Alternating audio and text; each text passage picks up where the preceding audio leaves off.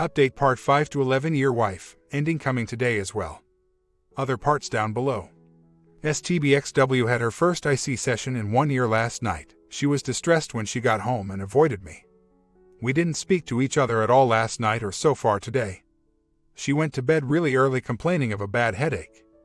I have an appointment with my attorney Friday morning to respond to her counterclaim for primary custody. Should I tell my STBXW that I actually have a place and maybe even show it to her? She's been using the fact that I don't have a place yet, she thinks place I looked at was rented to someone else, as an excuse to hold up custody negotiations. She keeps saying, well, I don't know where you will be living, so I cannot decide what level of custody is appropriate. I think she's just looking for any excuse to prevent reaching an agreement. My lawyer said that it's a legitimate reason on the face of it. She wouldn't want me living 30 minutes away or in other towns nearby. Lawyer said there's no harm in letting her know before the custody conference. My only reason for holding out was the shock value of her finding out in the conference that I had the place half a mile from the marital home and in the same school district. Now I'm thinking maybe if she knows I have it and realizes how ideal it looks to the court, she may reconsider sharing custody with me. Who knows? I don't put a lot of faith in her ability to think rationally these days. I also have concerns about her possible behavior once she knows I have a place. She could try to do things or provoke me in some way to force me out of the marital home. And I cannot leave prior to the custody conference or risk harming my custody position. You never know with her. She gets crazy emotional, especially about our kids. I made more progress toward moving into my new place today. I went to a really nice used furniture store and bought a dining room table and chair set, 2 end tables, 2 matching chests of drawers for my daughter's room, and a recliner. I installed the shower caddy and shower curtain to finish off the bathroom. It's starting to look like a home finally. STBXW continues to belittle me in front of our girls. She makes snide and sarcastic comments with them in the room or within earshot. Every time she does this, I tell my girls that her comments are not very nice and hurt my feelings and that she should not be talking that way in front of them. Not much else I can do about it. I do make note of each incident in my journal in case it's needed in the custody hearing. Update. STBXW continues with her snide and sarcastic remarks. Not sure what's gotten into her lately. Up until recently she's been indifferent and distant. As have I. She was gone most of Sunday to attend her brother's 25th wedding anniversary dinner. When she returned around 5 p.m., the comments started right away. After a while of this crap, I got tired of it and needed to get some fresh air.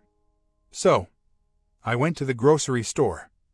When I got back from the grocery store, all of a sudden she is nice and pleasant.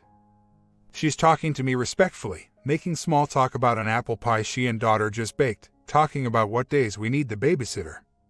I just don't get it. She told me I appear very confident about the custody hearing coming up. I hope I don't appear overconfident to her. I'm not inside, and she takes that to mean I'm making my chances out to be better than they are. I simply responded, yes, I'm confident. If I didn't have a strong case, I wouldn't have filed and wasted the time and money. At bedtime she says, so daughter says you went to Mattress Warehouse today. I didn't respond. Looking at new beds for girls for my new place. She says daughter says you were videotaping them outside. What's that for? I didn't respond. We raked up all the leaves into a huge pile and were running and jumping into it, lots of fun. Finally, she gives up, rolls over and says, well, good night. I don't respond. This morning as I'm getting dressed, she rolls over in bed and starts talking to me. She asks me if this is really what I want. I asked if she meant separation. She said yes. I told her it was never what I wanted. I never wanted a divorce. But her behaviors and actions left me no choice. Unfortunately, the path I'm going down is necessary, not desired. She asked me if there was any remote chance we could come out of this together. I told her as of today, I don't see that happening. I told her I think separation is the way to proceed at this time. I reminded her that in June I gave her the 5 major requirements for reconciliation and she didn't attempt a single one. I told her that if I were in her shoes, I would be jumping through hoops right now to save us just like I did 3-1 divided by 2 years ago. To recover and prove myself. She has done nothing. I left the bedroom to leave for work. I wanted to say something about custody, a last-ditch proposal, but for some reason couldn't bring myself to speak out. I finished getting ready and was at the door, thinking about my proposal, pushing myself to at least put it on the table. So, I walked back into the bedroom to talk some more and she was on her cell phone, which is a huge trigger for me. It reminds me of all the times she spent texting and calling the other man, so I said, "Oh, great," turned and walked out to leave for work. She got up, followed me out, down the stairs saying I was just turning it on, like I do every morning. What's the problem? What did you want to say? I told her it's a trigger for me and I was done talking. She pressed further while coming into the laundry room. Tell me what's on your mind. You were going to say something. So, I figure what the hell. Just say it, get it over with. I ask her if she would consider shared custody starting in January, 1 week with each of us. Rotating, that way. I tell her the girls would be home through the holidays like she wants and there could be a delayed transition like she wants. She asks if I would be moving out. I tell her yes. If we have an agreement, she says. She was hoping I would just stay here during that time. I tell her that is not a good idea and we should start the transition. I tell her maybe they stay with me a couple weekends and they stay at home during the weekdays for school and for the Thanksgiving and Christmas holidays. She says, too bad I don't have a place to live. Where would they go on these weekends? I tell her the market is good right now and I can find a place easily. Again, she pulls the "I don't know where you'll be" card. I remind her I will stay close, that I won't be going far away. She says, too bad you didn't get that place close by. That would have been ideal. Wow.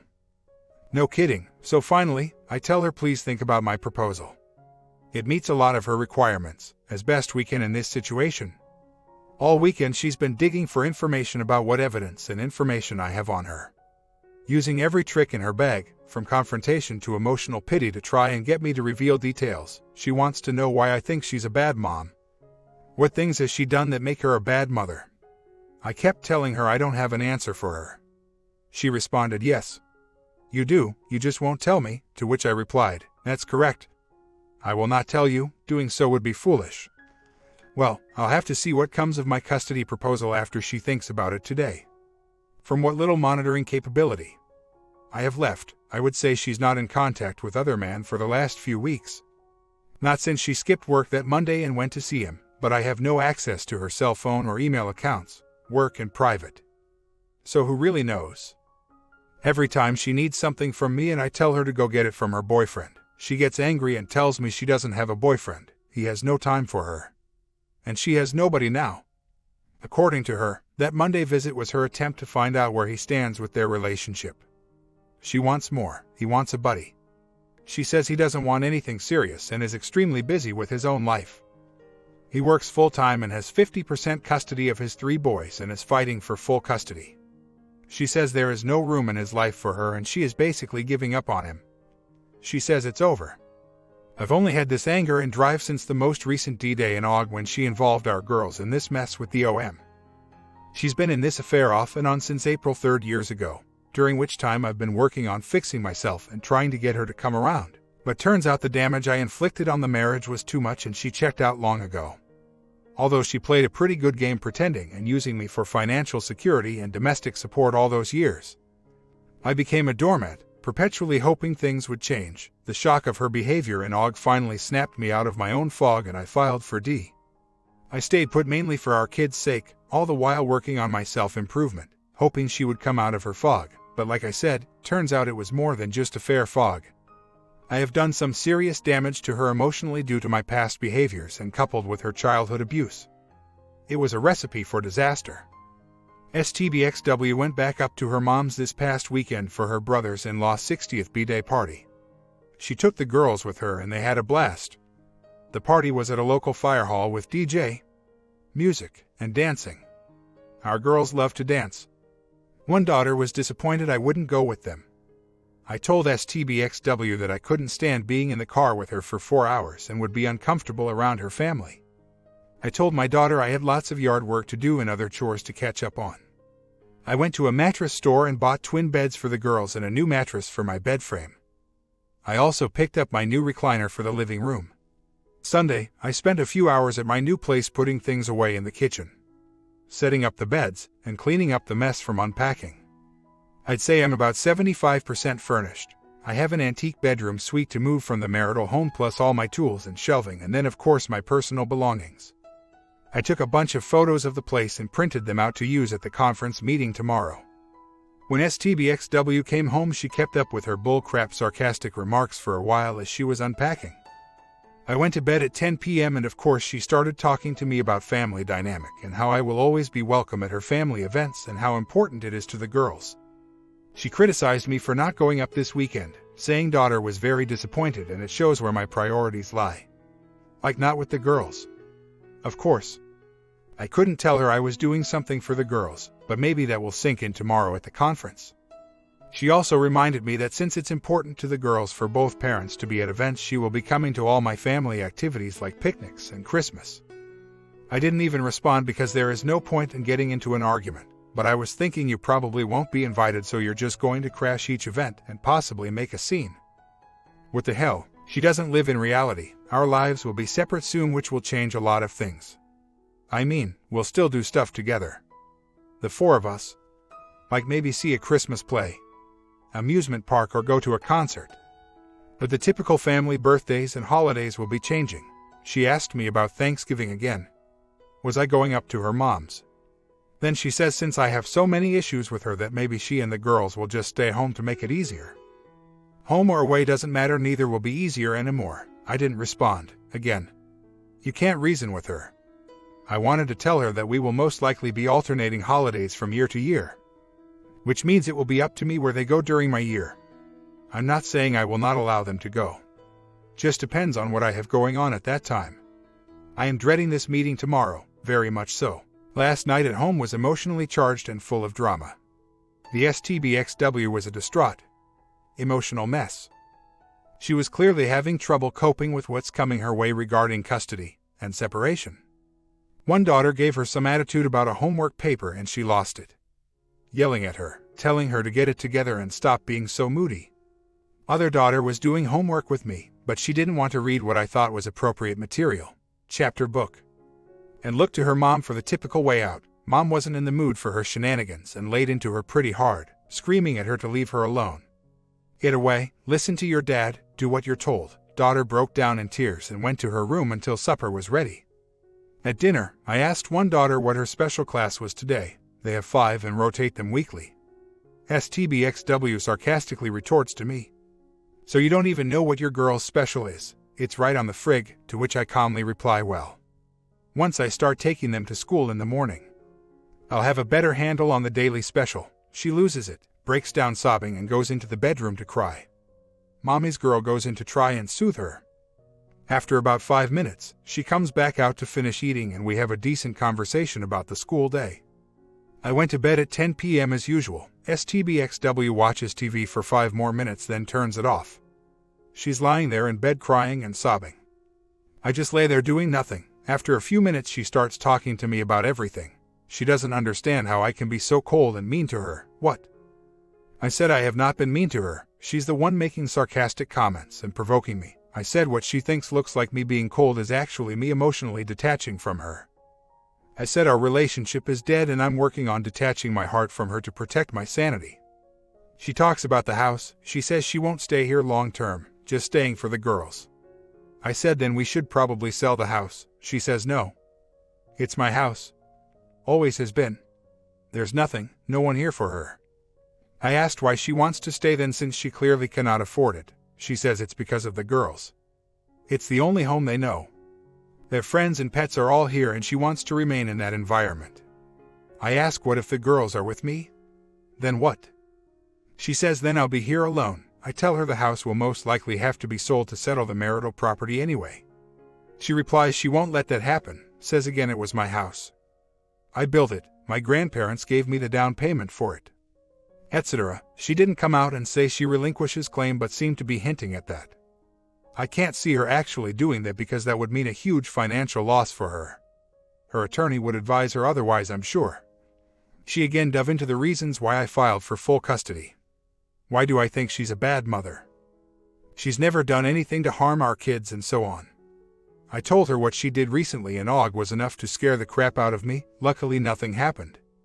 But the potential risk for psychological harm to our kids was huge. She is either sweeping this event under the rug or maybe cannot actually process it rationally to understand what she did was so terribly risky. She says that she would never have filed for full custody, like I did, and that's why she didn't file first. She feels that I betrayed her by saying I would not take the kids away from her and then filing. I tried to reason with her that even if I got full custody, I would never take the girls away from her. I told her she would still be an active part in their lives. After an hour of this drama, no concession was reached. She couldn't grasp that if I didn't get 50-50 that I would go for 100% and not consider anything in between. She kept asking me why. All I could tell her was we both contribute unique and valuable traits and experiences to our girls, and they should continue to have the same mix of time with each of us. Thus 50-50 is the best possible solution given the circumstances. She told me she still feels that the mom is the center and heart of any family, and that's why she wants the girls. I can understand that statement.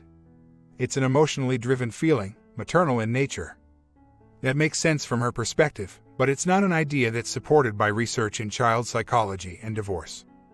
Active, involved fathers play a huge role in the proper development of a child into a balanced adult. Today I'm strangely calm. I'm exhausted from all the emotional drama and lack of good sleep, of course. But I'm not nervous right now. Maybe I will be closer to the meeting. I keep telling myself that I cannot control any of this. I tell myself to let the worry go free. I can't control the outcome as much as I wish I could. All I can do is pray. Take what happens and move on.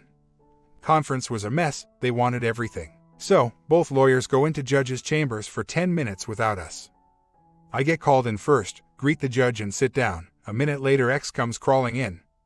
She's quiet, meek, mild, talks in a low voice. Not like herself at all. I'm attentive, dressed to the nines in my business suit. Assertive and confident with my answers to the judge, of course. I'm a nervous wreck inside, but doing my best not to show it. The judge does most of the talking. He asks each of us questions about our jobs, our schedules, and available times. Each time X answers, she looks to her lawyer as if seeking affirmation to reply. Judge gets tired of this and reprimands her. He says stop talking to her. I'm asking the questions. Respond to me. Got to love that. Judge then tells us he doesn't not want to have this proceed to trial. He tells us to work this out. He offers guidelines and things for us to consider. He tells us stop giving the custody a name. Full, primary, 50-50, etc. Instead, he says for us to look at our schedules, determine when each is available to the kids, and set up the schedule accordingly. Sounds simple. But not in reality. X's work flexibility is zilch. I have complete flexibility. So, I can say I'm available in the morning for school, afternoon to get them off school, every evening and every weekend. X cannot get them after school. She must work one evening each week. She must work one weekend every month, so her time availability is more limited than mine, putting her at a disadvantage. At the end, the judge asked the four of us if we wanted to stay a little while and discuss. Nobody answered, so judge asked my lawyer directly. His response was not so great. He told the judge that trying to talk with them was futile, knowing that X is cemented in her position. The judge didn't like that response and said talking is never a futile exercise. I suggest you exchange work schedules to start with. The judge issued an order to delay setting of hearing pending X's visitation of my place. A second conference date was set for next Wed morning. My take is the judge wants to see an effort on our part to resolve this. Come to him with some kind of draft parenting plan, which I already created. I don't see that happening because X will not change her position about our girls. Last night STBXW told me since I have a place I should move out. Yes, here we go with this crap. It will only get more intense the next few weeks. She also told me since it's partially furnished, I don't need to take anything more from the home. I reminded her I was only taking a few pieces and she had verbally agreed to that. She told me, well, you have your secret place now. So all that changes. More crap to deal with from her. Why do WWs drag things out, obstruct, interfere, and make life miserable for everyone by doing these things? The writing is on the wall, just sign and get it over with. Last night was hell. After going to bed, STBXW started talking about everything under the sun. She was sarcastic, mean, emotionally manipulative, demanding, demeaning, you name it. And this went on for 3 hours. I got very little sleep last night. I ignored all the crap that didn't warrant a response. I tried to answer or reply to things in a calm and logical manner that seemed relevant to resolving our situation. But she was in no frame of mind to think rationally about what I said. Finally, I just stopped responding and she gave up talking around 2 a.m. This morning I get up to get ready for work and she rolls over and mumbles something. I ask her what she said. She sits up in bed and says we get really worked up over this. Let's go to bed early tonight and sit down this weekend to try and work this out. She has these fleeting moments of sanity mixed in with major stretches of craziness, emotion, and bitterness. It's very taxing, but I have no choice but to endure for now and keep my head on straight. I just want to take a nap right now. Court-ordered inspection of my new place goes wrong in a very bad way. Friday was the day chosen for STBXW to go see my place as requested by the custody judge. After several emails back and forth, she settled on having my landlord present and doing the walkthrough at 6:30 after she gets off work. So, I call my landlord, explain the situation, and he graciously agreed to meet us at my place at 6:30 p.m. Then later in the afternoon, STBXW emails again with a change. She doesn't want this to be a circus and drag others into it, so she doesn't need the landlord present. I agree, it's a pretty simple matter for me to let her in, and she walks around, asks questions, and we go. Boy, was I wrong. Every Friday night is pizza night. I'm out of money and she knows it. She got paid Friday, so she has money. I'm expecting her to come home with a pizza for the kids and we go over to see my new place. She calls the house at 6:45 and says sharply, "I'm here." "Where are you?" "I'm thinking you never said I was supposed to meet you, and obviously there's no supper and I didn't take anything out or prepare anything." She set me up, so I grab my keys, hit my jacket, frantically telling the babysitter to get this and that out to feed our girls something. I race over to my place where she's waiting in her car. There is a farm across the street and a barn. This is a very rural area and they have barn cats. A dozen of them, and they are surrounding my W's van. She opens her window and says, "Is it safe for her to get out?" I tell her yes, they only come over to visit when somebody comes around. I tell her they're harmless, so she starts complaining about the cats and rabies and calling the Human Society before we even get inside. I unlock the front door and walk in to turn on some lights. She follows me inside and pushes the front door to close it, but it stays ajar. I have to walk into the kitchen to turn on more lights as she's looking over the living room. I walk back to the door and open it so you can see through the screen door.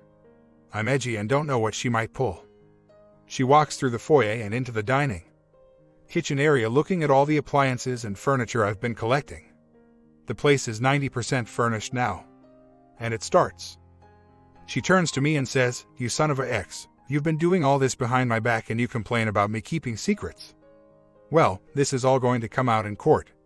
So what?"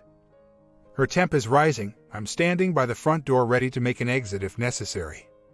She walks into the kitchen, looks around and sees photos I put up on the frig of my mom's birthday showing me, Mom and Dad, and the girls, and flips out. She grabs the pics off the frig and throws them, yelling at me, "You have some nerve putting this crap up here. Blah blah blah." So, I think she's going to start trashing things and walk into the kitchen to confront her. I tell her, "You need to stop right now.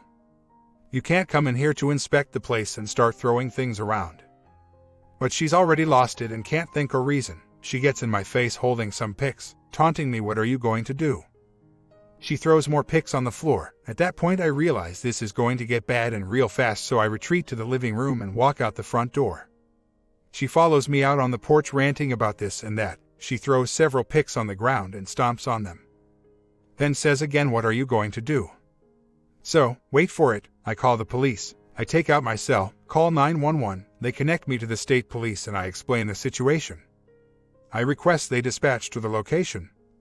The whole time W is saying loudly in the background, "I want to talk to them, give me the phone."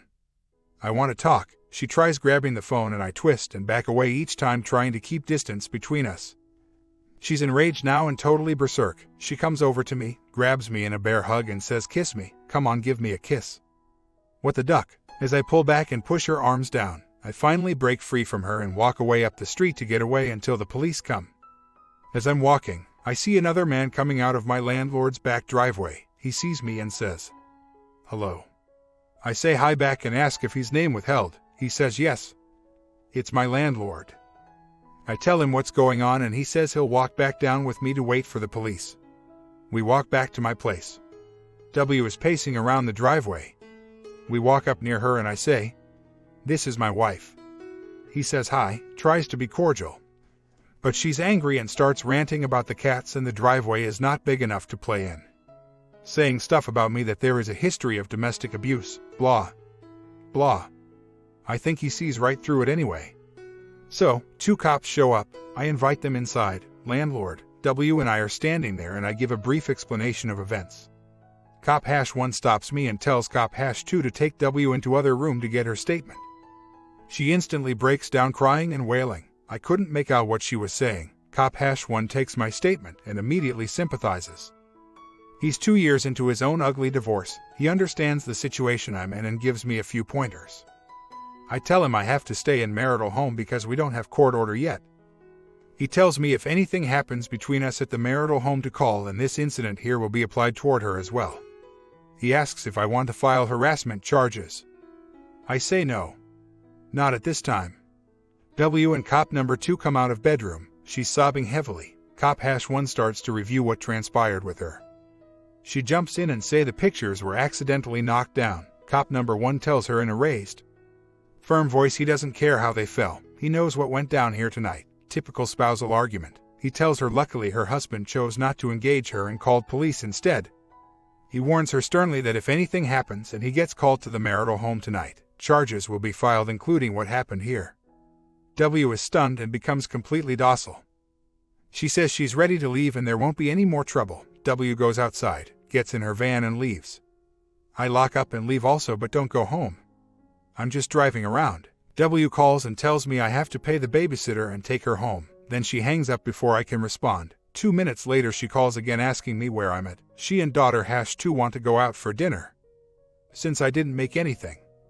And I need to come home to watch daughter #1. I say okay. Be there in 5 minutes. I come home, walk in the house as she and daughter are walking out.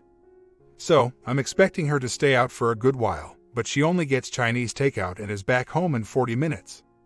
Hooray. I'm in our bed watching TV. She comes in, closes the door and locks it, opens the window and proceeds to chain smoke cigarettes. The thing is she doesn't smoke anymore. She used to 20 years ago, socially with friends, but hasn't done it for years. I say nothing, let her do whatever will soothe her nerves.